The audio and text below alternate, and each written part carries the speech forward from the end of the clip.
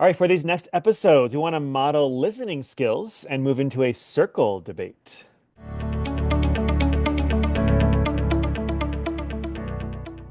And with our next question, it's one that you both have been posting on social media on LinkedIn and on BlueSky. So we have to bring it to this circle debate. How do we count stairs? Mike, you're first. I am so glad you asked that question.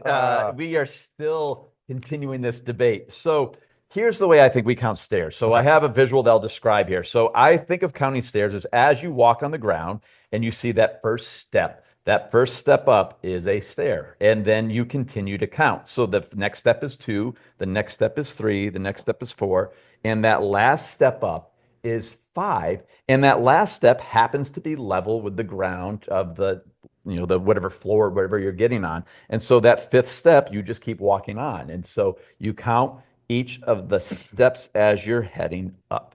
So this particular representation shows the ground with five steps and then just continuing off after that fifth step. Okay, and here to summarize and respond, we have Zach. You're up. All right, Mike. What I heard you say is that when you count steps, you're going to count every time your foot moves up on something. And even that top landing up there is also going to count as a stair, right? Okay, so my claim is that we should not be counting that top thing. The top thing up there is different than everything else. Let me tell you all the ways I think it's different. One, it's longer. And at times, there might be a staircase where there's a landing in the middle and it continues going as well. That feels very different than this other thing. And it comes down to, in my mind, how we're defining a stair. Now, I've heard people say, and I hear you saying, that a stair can be defined as this movement upward, right? So that landing does count. However, in my mind, a stair is the thing that is the sort of right angle at the top that you count that as you move upward. I'll use my daughter's argument. She's 7, and she says the top thing doesn't count as a stair because you put 2 feet on that. Every other thing you're only touching with 1 foot. So this sort of stair, the classic stair definition, is just the thing that doesn't include the landing at the top or the landing at the bottom. And Mike, your chances to summarize and respond now. So go ahead. Okay, perfect. Zach, I heard you say that your claim is that the definition of a stair is that little step, and it doesn't include the base or the I guess the first floor and then the top part there. That those feel different. And one other part of your warrant was that because you have 2 feet there versus just one. Yep. Okay. My claim still is that my inclusive way of including that top landing also a stair is that what if you were walking and there was just one of those step ups? And would you say there's no stairs there, right? Do you just keep walking and trip? Yeah. Like clearly there's something there, right? Yeah. And so I feel like if you would count that as one step or one stair, then that has to also count when it's at the top. Yeah. And one other claim around this idea of having 2 feet. Sometimes there are a set of stairs where it's pretty wide, right?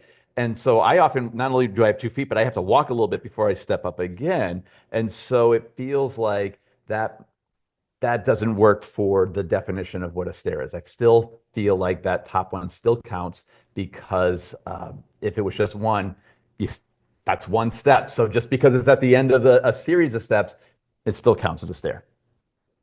All right, and Zach, your final chance to summarize and respond. Final chance. I don't know. This debate is going to keep going, I think. But for today, what I hear you saying, Mike, is a very convincing argument of how do we define one stair, right? So if we're only thinking about this one stair, then it would have to have a landing at the top, right? Where it would just sort of like fall off if it wasn't. So I appreciate that argument. However, I'm going to stick with my claim that you shouldn't count that top thing because it feels so drastically different. I like the exclusive definition. Shocker to everybody who knows my trapezoid stance. The exclusive definition I'm speaking of here is not to count the landing or the bottom because they feel so drastically different than the other things in the middle there. In fact, I'll add one more argument here. When I got to do this debate with some folks in California, they looked up California Building Code. California Building Code doesn't call a set of stairs unless there's 3 or more. So your one stair would actually not be called a stair in California because it doesn't have 3 or more. So I stand with the fact that the exclusive definition is the one that matters. Top and bottom don't count, just the steps in the middle. All right, bringing some outside knowledge in. Thank you both.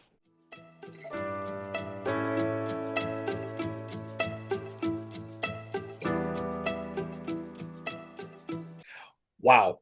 So, Chris, I noticed that they were saying, I heard you say, and then responding. What was the purpose of that? Yeah, Rob, good catch there. That is my slight extension to the claim and warrant, just to build the for students to do some listening, right? To make sure they are listening. So I heard, so you summarize the previous person, then give a claim and warrant. Once students are a little bit more comfortable with claim and warrant already. So we add a second layer of it with the I heard that I call the circle debates, just to deepen the listening and deepen the discussion. Tune in next episode to see another circle debate.